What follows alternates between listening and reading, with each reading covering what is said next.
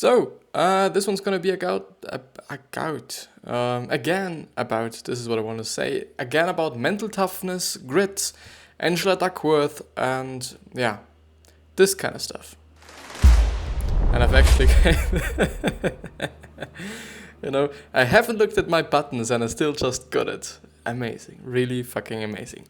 But yeah, with that being said, hello, welcome back to the next episode of the Self-Development with Tactics fucking podcast.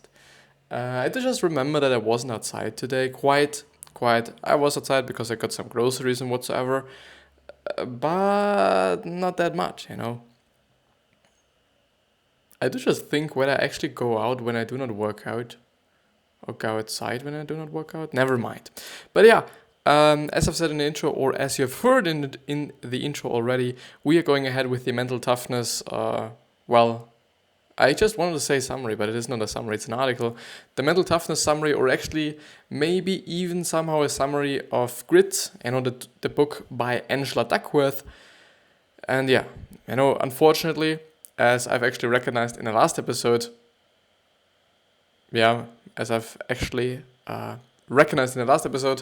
this is quite a longer version and a more specific and more explanatory version of the other one that I went through yesterday. So yeah, if you want just a smaller one, if you do want, the episode itself is not quicker, the episode itself is not shorter. So therefore, will you kinda save any time? I doubt it. Even though it is a little bit, it definitely is shorter because this article just gets 2 episodes and the other one has only 1. So instead of actually listening or watching 1 hour, you could also watch or listen half an hour if you want so. But this is the slightly, I guess, longer, more detailed, maybe better version of it. Yeah, I'm looking forward to it. I've started yesterday, I think, with the first point, which was define what means. I'm very sorry. Define. Oh my fucking god. So there it is. There it fucking is. So define what mental toughness means for you, and then she or he or both actually talk about something that I to some degree disagree with, and to some degree I definitely agree with. But yeah, we I think are going ahead with the second one. I do hope that we have actually stopped there because I don't actually know.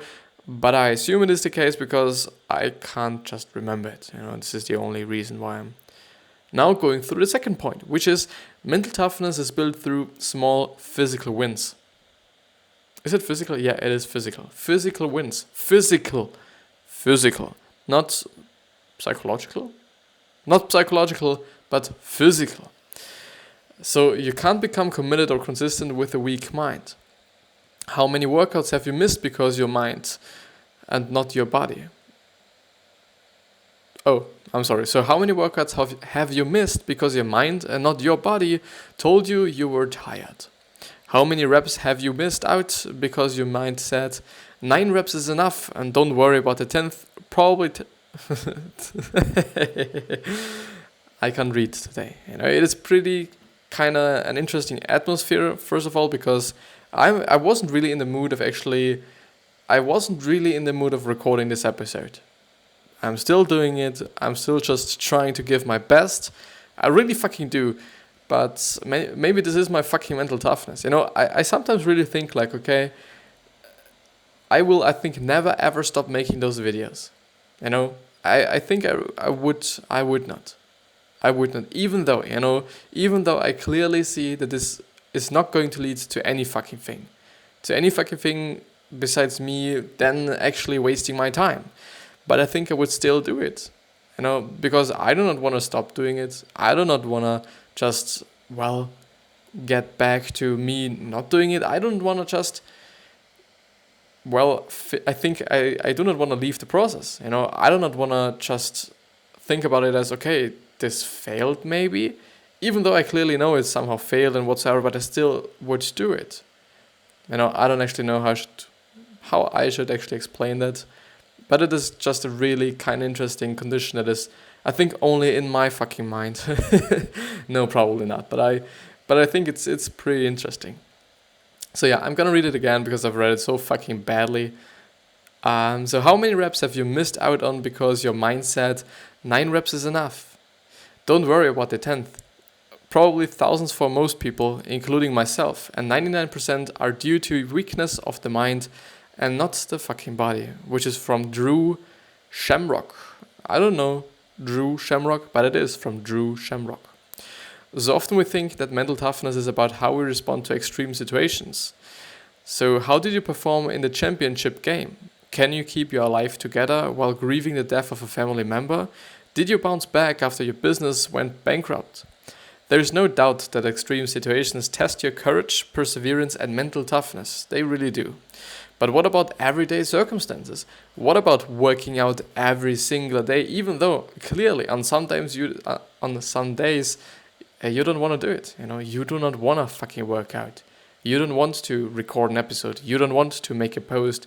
You don't want to go outside. You don't want to just meet this person, even though you said, 5 days ago, okay, it's okay to meet on this day. Maybe you don't want to. Maybe. And sometimes you don't want to. Sometimes I don't want to.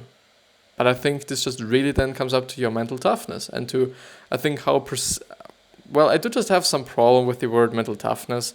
Also because it just, it's another word for me for discipline to some degree, because it clearly, has a lot of similarities to just being disciplined or having discipline. I don't always know the shit, whether it is having discipline or just being disciplined. I don't fucking know. But what I know is that I should probably shave. Yeah, I look like... Actually, you know what I remember just now? I actually wanted to make some reaction video today where I basically react to some TED Talks or some other videos that somehow are correlated to what I'm doing right here.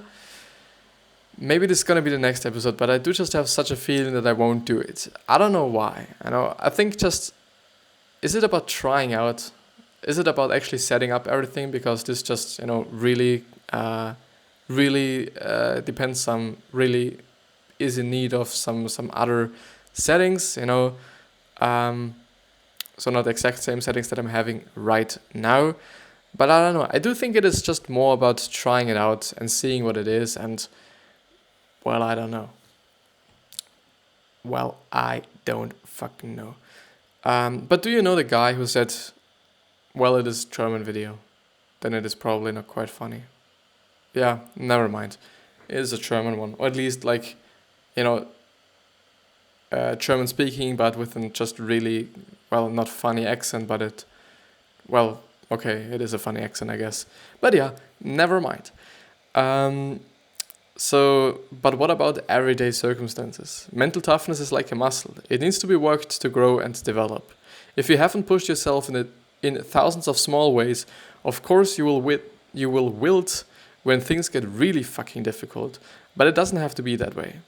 Actually, yesterday I've just seen, I think it was Lou from Unbox Therapy or from Lou later, it always depends, which is actually quite funny because I'm going to tell you this, because he was talking about actually how the podcast thing grew and how just podcasts are evolving and whatsoever, even though it is something that is just extremely fucking old, The funny thing is that as I was starting to actually listen to podcasts, the first podcast that I was ever listening to was the Gary Vee audio experience. This is actually the reason why, it's mixing up languages, not good. Just be calm.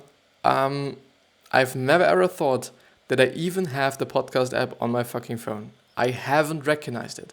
I haven't seen it. I've never ever used it.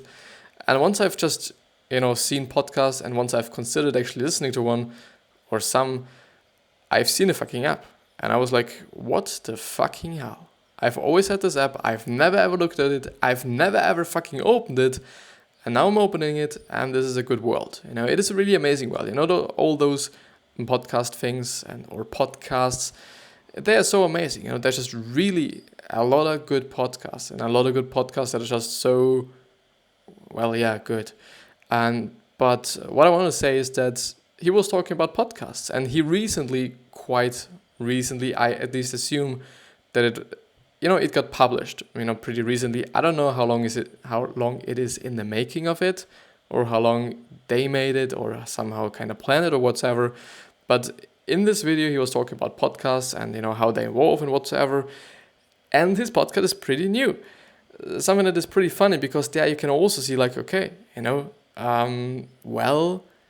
he just noticed it. He just noticed it as well. That podcast is going to be a thing. Podcast is going to evolve even further, I guess. Especially if you just have a look at Spotify. They just bought Anchor, the platform that I'm actually using.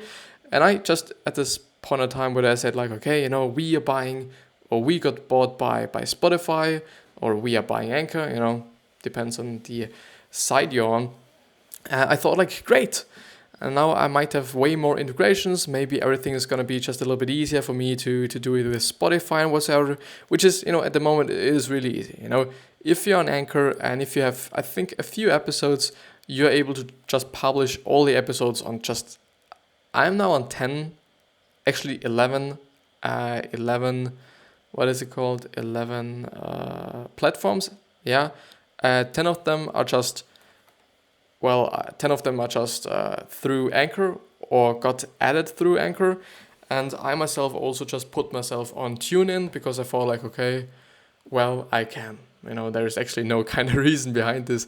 It is just because I fucking can.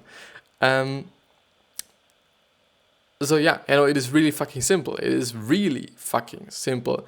It is not easy, doing the podcast game, because I actually sometimes forget about it. I just think about actually producing the videos. I just think about uploading them to YouTube, and then just actually this was the case once, or I think even twice or a few times. I actually wanted to go to bed and then just I haven't fucking uploaded the fucking podcast, and then I jumped up, got to my PC. I've actually turned off the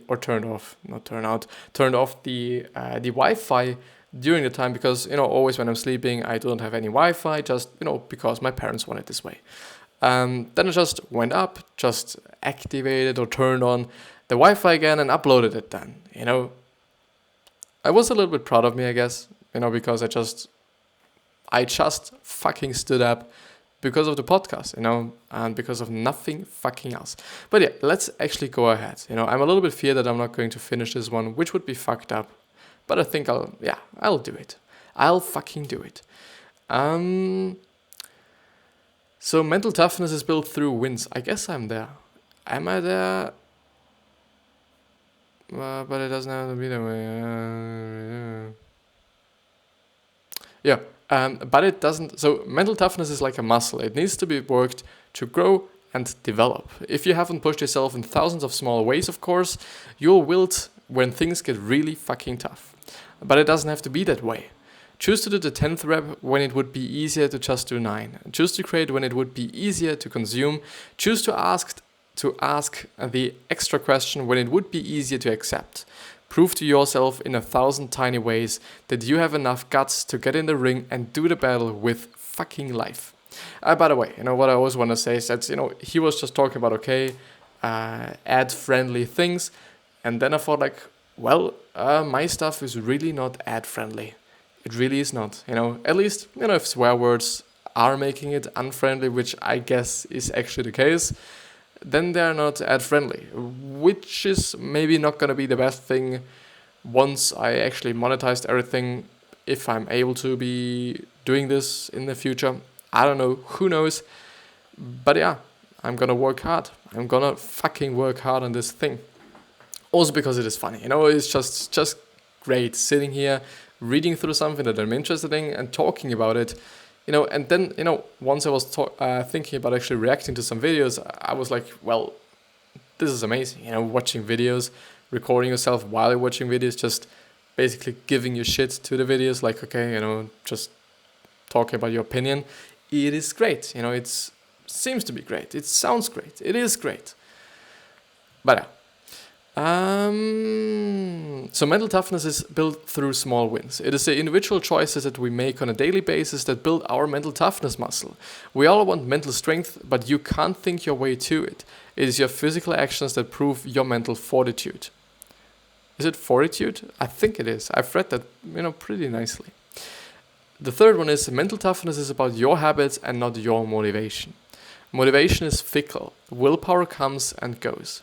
Mental toughness isn't about getting an incredible dose of inspiration or courage. It is about building the daily habits that allow you to stick to a schedule and overcome challenges and distractions over and over and over again.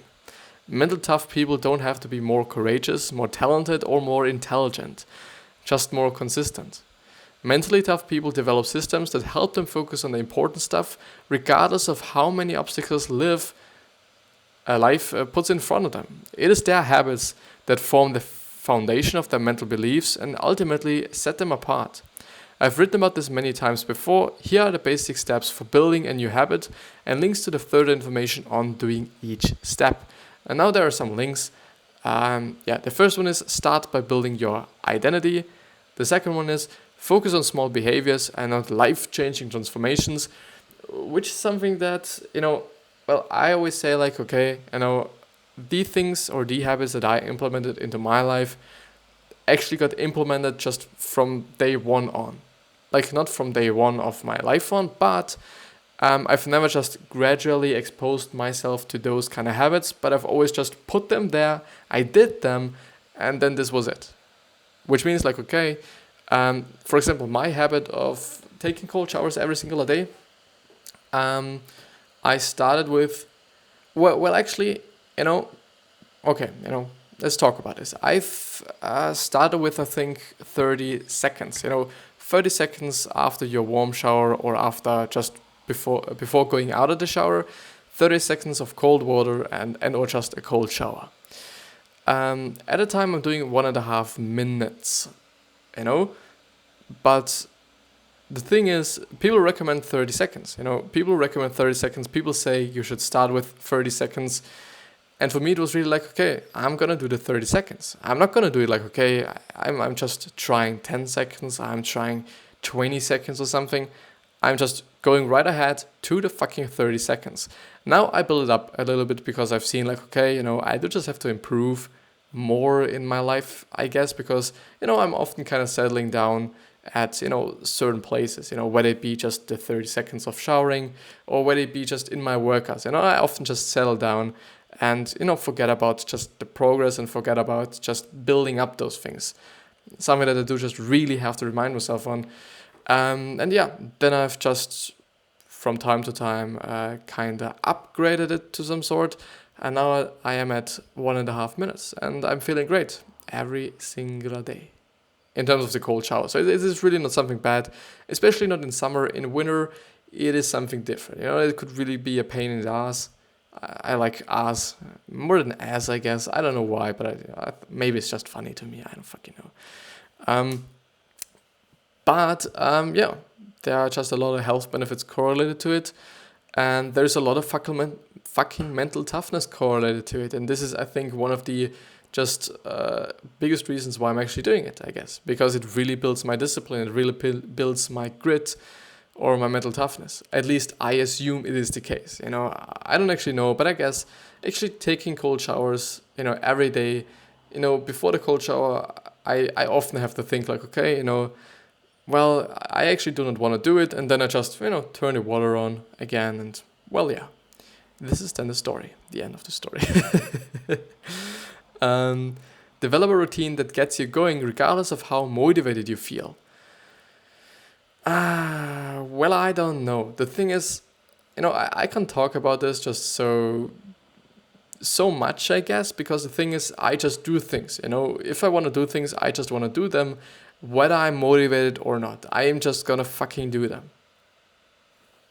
I don't know, like, I can't just give any suggestions for that. I'm just doing it, besides some of these things that I do not actually want to do, like, okay, an example, like tidying up my room. My mother always says, like, please just tidy up your room. And I'm just really feeling sorry sometimes, okay, that I'm just always forgetting it because I'm just doing something else, like, making a recording or recording a video, actually. I sometimes really feel bad about that, but I just do not want to do this. And so I guess I just forget it. Maybe just my brain is like, no, I don't want to do this. Just push it away. Just get it out of me. Just, yeah. The fourth point is stick to the schedule and forget about the results. Something very important actually, and something that I've also recognized. Is it something to?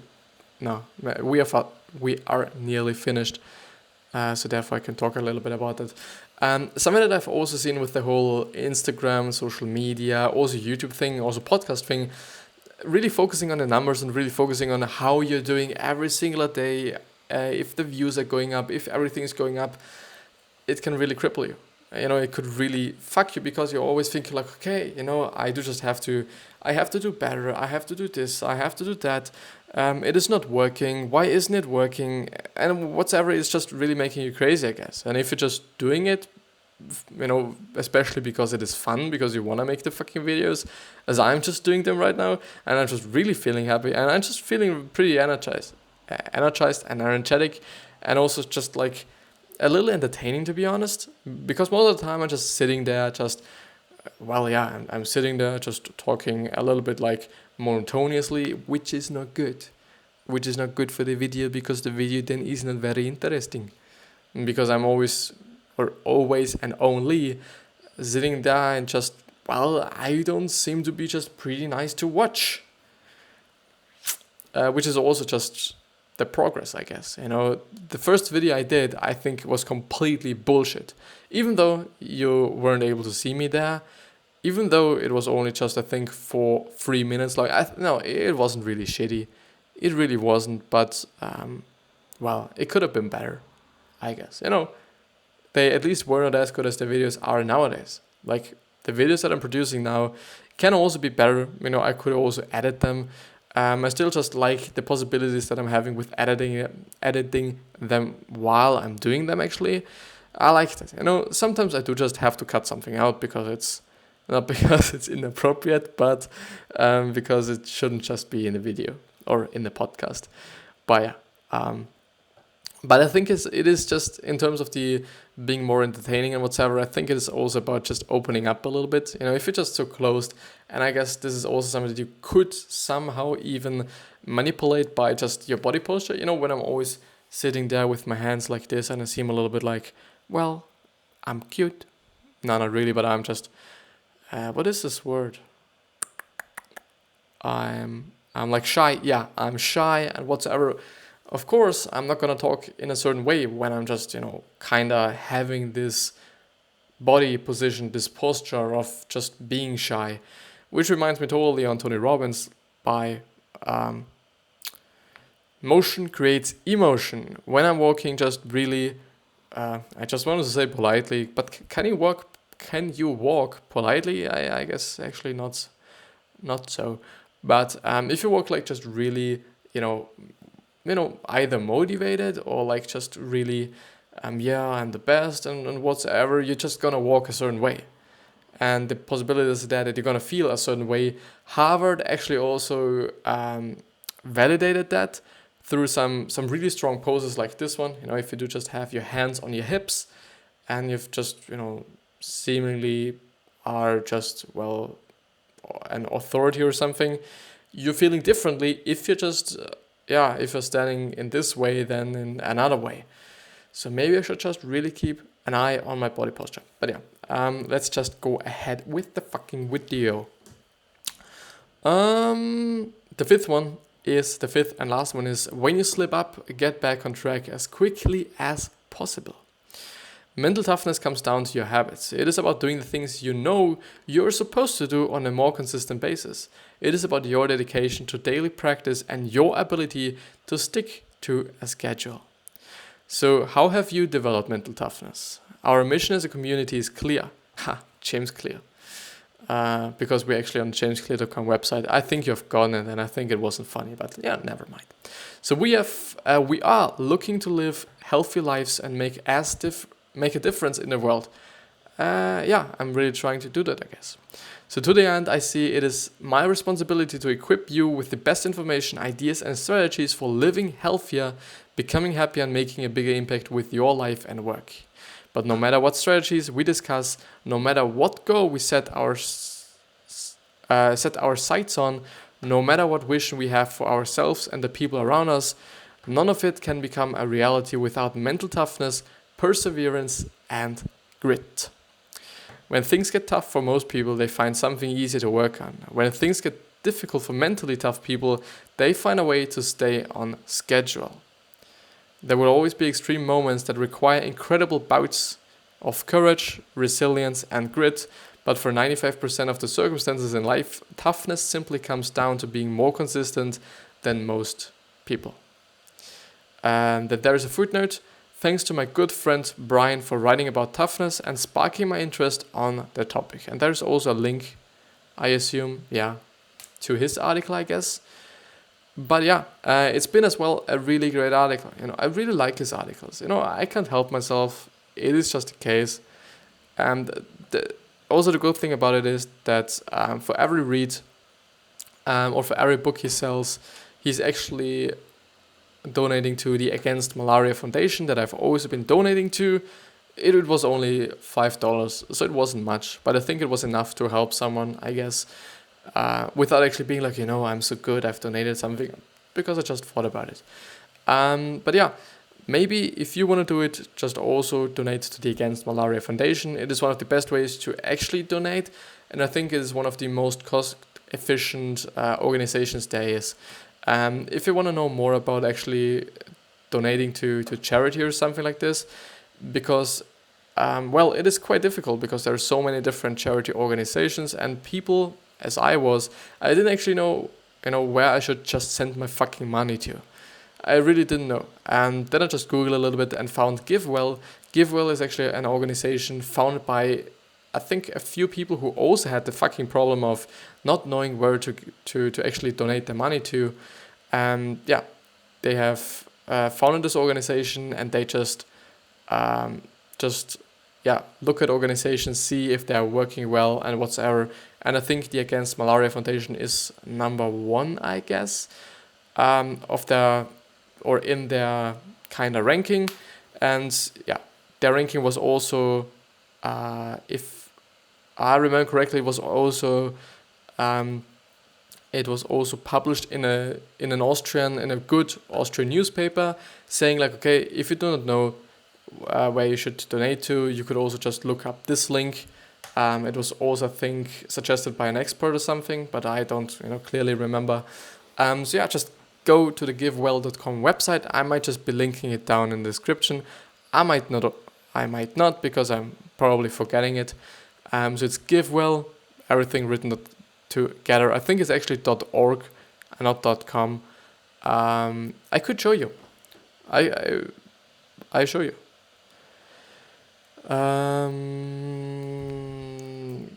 GiveWell.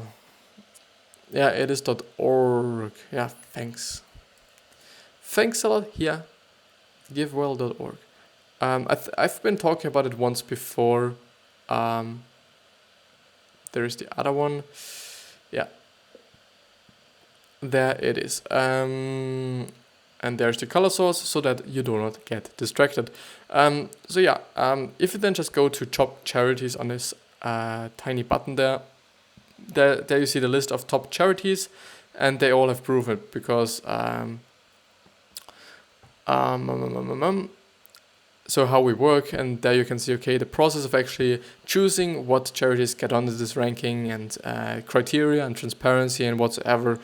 But it actually seems to be a good organization as far as I know. And you can also just donate to GiveWell, and they will just donate to the charities that just need the money, which is also a good thing. But there you can see, actually, are there new ones? Nah, I don't think so. Well, there might be. There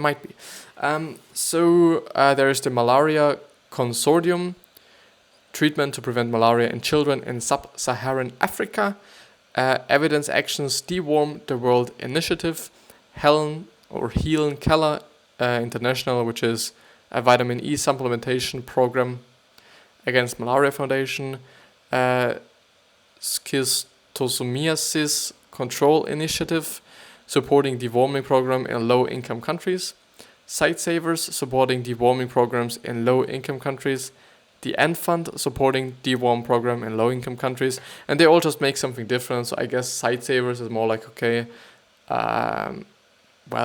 just saving people from getting blind, I guess. and give directly contributing cash to very poor individuals in Kenya and Uganda, which is actually amazing. Like, you know that your money goes directly to certain people. On the other hand, who knows what they're going to do with the money, or if they are going to use it as efficient as a worldwide organization would do it. But yeah, I like the principle. I like it. I do not for sure know if they're just the best you can just donate to. If they're the best you can just choose this platform, this research team maybe as well. They for sure also have some, as every other organization, they do just have some expenses. They do just need some money for their own organization. They, for example, say, okay, if you're donating in the wrong way, we're gonna take your money and we're gonna use it for our purposes. If you're just doing it wrongly because you haven't read it or whatsoever. But yeah, and in general, most of the organizations just take a certain percentage of the money you donate, and for their own organization. But for sure, those good organizations just are good because they are not taking a lot of money off of what would actually go to the people that actually need it. But yeah, I wish you the best health, wealth, happiness, and success. And I also hope that you're going to remind yourself on how you're going to be remembered, which means your legacy. You totally have it in your control. It is totally in your hands. The problem there only is that, not everybody's going to like you. And this is not a problem because, at least not getting crippled by it just, I think, is the best way to deal with it. Not everybody's going to like you just by default, no matter how charismatic you are, no matter how just positive, kind, and generous you are. I think there's always going to be someone who does not like you just by whatever reason. But yeah, thank you very much for listening and or watching. I see you the next time, hopefully. I'm out. I see you. I'm Chris. I like you. Thanks you. Thanks you.